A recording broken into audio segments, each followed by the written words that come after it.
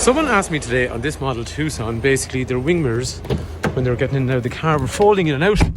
At the moment, it is -3, and we don't normally get that weather in Ireland. But anyway, lock the car, wing mirrors will come in, unlock the car, wing mirrors go out. She was worried basically that she might cause damage basically because they were so frozen. So in this model, very simple. All you do is, literally click that, click that section there. And that means then when you lock the car or unlock it, the wing mirrors won't move. So basically you've asked the car no longer to be automatic. The newer model of Tucson though is a little bit different. Okay, so you got the newer model of Hyundai with an 8-inch screen. So again, this car currently it's closing in the wing mirrors, or similarly again, if I allow it, it's letting the wing mirrors back out. Wow, that's really frozen. So to disable the function on this model, cold start. Okay, so what you want to do is turn on the lights. Apologies, I know this is some horrible camera work. It will get a little bit better in a sec. But essentially what we're going to use is these buttons over here. So I'm toggling through the menu, trying to shine the light away from it a little bit. So I'm just using this button over here to toggle.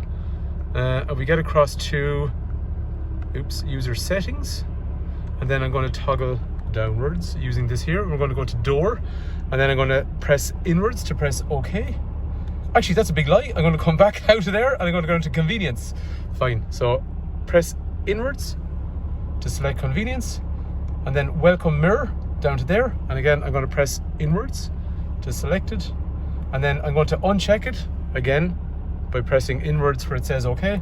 So I've unchecked it, and that means now basically when we lock the car, or basically lock or unlock in any way whatsoever, the wing mirrors won't move, and again that's going to alleviate the concern that the customer had. There is another model however which has a 10-inch screen. Actually, one thing I forgot to show you on the outside.